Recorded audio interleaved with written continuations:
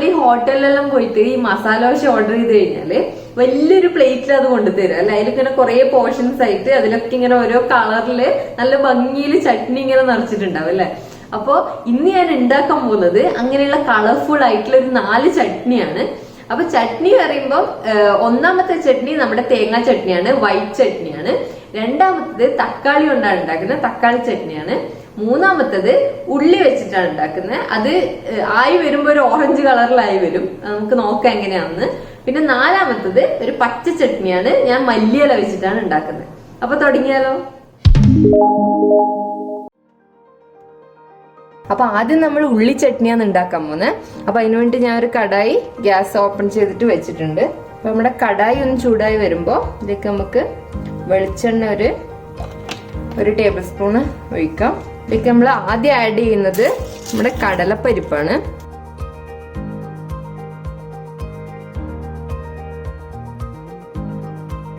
അപ്പൊ നമ്മുടെ കടലപ്പരിപ്പ് നന്നായിട്ടൊന്ന് മൊരിഞ്ഞു വന്നിട്ടുണ്ട്. അപ്പൊ ആ സമയത്ത് നമുക്ക് ഇതിലേക്ക് നമ്മുടെ ഉള്ളി ആഡ് ചെയ്ത് കൊടുക്കാം.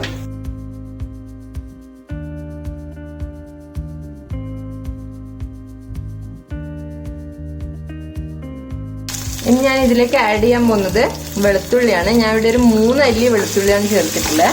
അതിന്റെ ഒപ്പം തന്നെ ഒരു ചെറിയൊരു പീസ് ഇഞ്ചിയും കൂടി ചേർക്കുന്നുണ്ട്. അടുത്ത ഇൻഗ്രീഡിയന്റ് വറ്റൽ മുളകാണ്. വറ്റൽ മുളക് ആവശ്യത്തിന് എരിവ് നമുക്ക് നന്നായിട്ട് വേണമെന്നാണെങ്കിൽ ഒരു 4 എണ്ണം വരെ ചേർത്ത് കൊടുക്കാം. അവിടെ 4 മുളകാണ് ചേർക്കുന്നത്.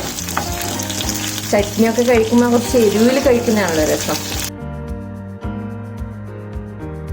ഇതിലേക്ക് നമുക്ക് ഒരു പിഞ്ച് മഞ്ഞൾപ്പൊടി ആഡ് ചെയ്ത് കൊടുക്കാം, ആവശ്യമായിട്ടുള്ള ഉപ്പ്. ഇപ്പം വലിയ കുഴപ്പമില്ല, ഇപ്പൊ കുറച്ച് ആഡ് ചെയ്താൽ മതി. ചട്നി ആയതിനു ശേഷം നമുക്ക് വേണമെങ്കിൽ ആഡ് ചെയ്ത് കൊടുക്കാൻ നോക്കിയിട്ട് ഇതെല്ലാം കൂടിയിട്ട് ഒന്ന് നന്നായിട്ട് മിക്സ് ചെയ്യാം. അപ്പൊ എല്ലാം ഒന്ന് നന്നായിട്ട് വാടി വന്നിട്ടുണ്ട്. ഈ സമയത്ത് നമുക്ക് ഗ്യാസ് ഓഫ് ആക്കി കൊടുക്കാം. അപ്പൊ നമ്മുടെ ഉള്ളി ചട്നിയുടെ ഈ സാധനങ്ങളൊക്കെ നമ്മൾ വാട്ടിയെടുത്തത് കുറച്ച് ചൂട് മാറിയിട്ട് വന്നിട്ടുണ്ട്. ചൂടോടെ മിക്സിയിലിട്ട് അടിച്ചെടുക്കരുത്, മിക്സിക്ക് പ്രോബ്ലം ആവും. അപ്പോൾ കുറച്ച് ചൂട് മാറിയതിന് ശേഷം ഞാൻ മിക്സിയിലേക്ക് ഇട്ടിട്ട് ഒന്ന് അരച്ചെടുക്കാൻ പോവാം.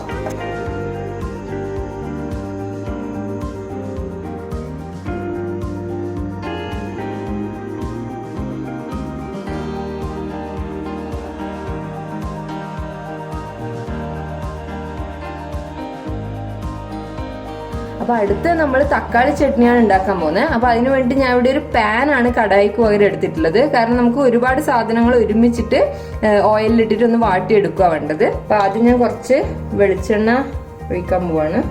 ഒരു ടേബിൾ സ്പൂണോളം മതിയാവും. ഇനി ഇതിലേക്ക് വെച്ച് കൊടുക്കേണ്ട സാധനങ്ങളാണ്. ഒന്ന് നമ്മുടെ മെയിൻ ഇൻഗ്രീഡിയന്റ് ടൊമാറ്റോ. തക്കാളി ഞാനിവിടെ ഒരു മീഡിയം സൈസിലുള്ള ഒരു തക്കാളിയാണ് എടുത്തിട്ടുള്ളത്. പിന്നെ വേണ്ടാണ് ഒരു ചെറിയൊരു പീസ് ഇഞ്ചി, ഒരു 3 അല്ലി വെളുത്തുള്ളി, ഒരു 3 വറ്റൽ മുളകും കൂടി.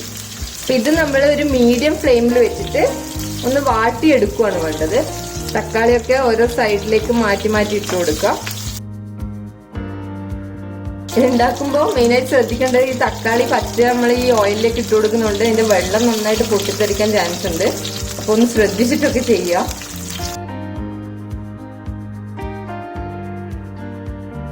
അപ്പൊ നമ്മൾ ഈ ആഡ് ചെയ്ത സാധനങ്ങളൊക്കെ ഒന്ന് നന്നായിട്ട് മൂത്ത് വന്നിട്ടുണ്ട്.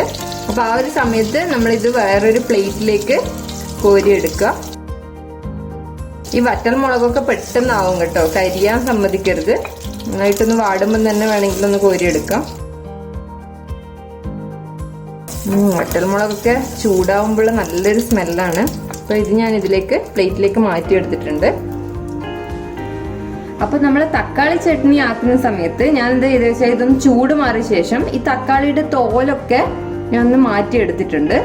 അതിനുശേഷം ഇതിൽ ഒരു എക്സ്ട്രാ ഒരു സാധനം ആഡ് ചെയ്യുന്ന പുളിയാണ്. നിങ്ങൾക്കിപ്പോ പുളി കുറച്ച് നന്നായിട്ട് വേണ്ടെന്നാണെങ്കിൽ ഇത് വേണമെങ്കിൽ ഒഴിവാക്കാം. പക്ഷെ എനിക്ക് തക്കാളി ചട്നിയിൽ കുറച്ച് പുളി ഉള്ളതാണ് ഇഷ്ടം.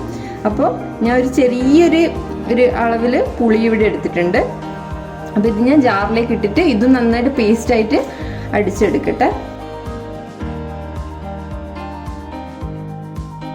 തക്കാളി നമ്മൾ വഴറ്റുന്ന സമയത്ത് അതിലേക്ക് നമ്മൾ ഉപ്പൊന്നും ചേർത്തിട്ടുണ്ടായില്ല. അതുകൊണ്ട് ഇത് അടിക്കുന്ന സമയത്ത് നമുക്ക് കുറച്ച് ഉപ്പ് ചേർത്തിട്ട് തന്നെ അടിച്ചെടുക്കാം.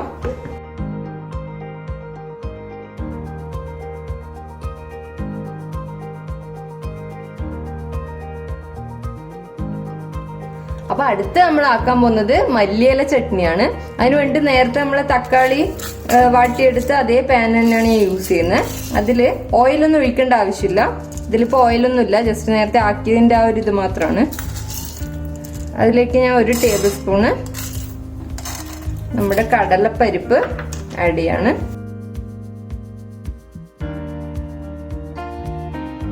നന്നായിട്ടൊന്ന് വറുത്തെടുത്തിട്ടുണ്ട് ഞാൻ. ഇത്ര മാത്രമേ വേണ്ടൂ. ഒരു 5 മിനിറ്റ് പോലും വേണ്ട, പെട്ടെന്നായി കിട്ടും ഇത്. ഗ്യാസ് ഓഫ് ആക്കാം. അപ്പോൾ നമ്മൾ വറുത്തെടുത്ത കടലപ്പരിപ്പ് ഞാൻ ഇതിലിട്ടിട്ടുണ്ട്. അതിന് ശേഷം ആഡ് ചെയ്യേണ്ടതാണ് ചിരകിയ തേങ്ങയാണിത്. ഇത് ഞാനിവിടെ ഒരു 3 ടേബിൾ സ്പൂൺ ആഡ് ചെയ്യുന്നുണ്ട്. അതിനുശേഷം നമ്മുടെ മെയിൻ ഇൻഗ്രീഡിയൻറ്റ് മല്ലിയിലയാണ്. ഞാൻ ഇവിടെ ഒരു പിടിയാണ് മല്ലിയില എടുത്തിട്ടുള്ളത്. അതിലേക്ക് നമുക്ക് ഇട്ട് കൊടുക്കാം. പിന്നെ എരിവിന് വേണ്ടിയിട്ട് ഞാൻ പച്ചമുളകാണ് എടുക്കുന്നത്. ഇവിടെ 2 പച്ചമുളക് ഞാൻ ആഡ് ചെയ്തിട്ടുണ്ട്. ഇനി ഇത് നമുക്ക് നന്നായിട്ട് ആവശ്യത്തിന് വെള്ളമൊക്കെ ചേർത്തിട്ട് നന്നായിട്ടൊന്ന് അരച്ചെടുക്കാം.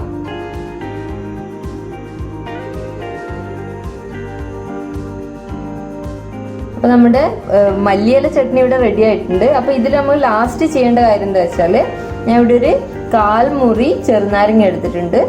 ഞാൻ ഇതിലേക്ക് പിഴിഞ്ഞു.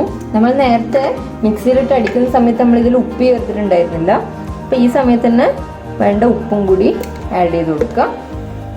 നന്നായിട്ടൊന്ന് മിക്സ് ചെയ്യാം.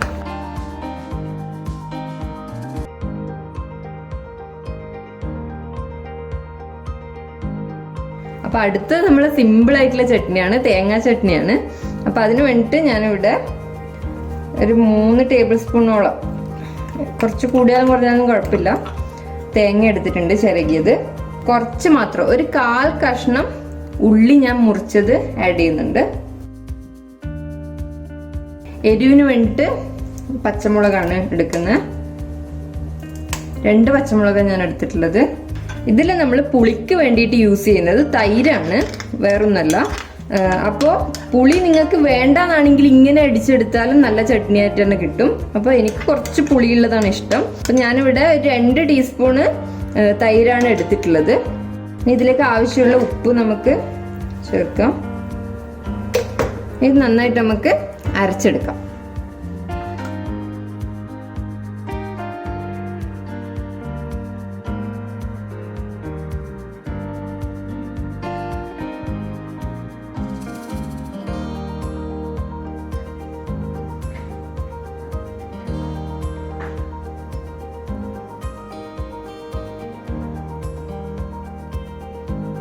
അപ്പൊ നമ്മുടെ കളർഫുൾ ആയിട്ടുള്ള 4 ചട്നികൾ ഇവിടെ റെഡിയാണ്.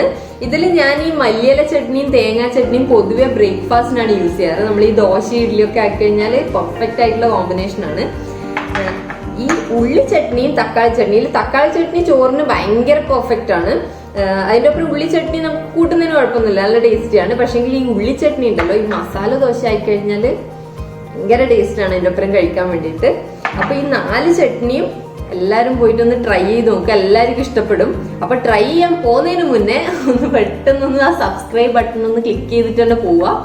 അപ്പൊ അടുത്തൊരു വീഡിയോ ആയിട്ട് എത്തുന്നവരെ ടാറ്റാ.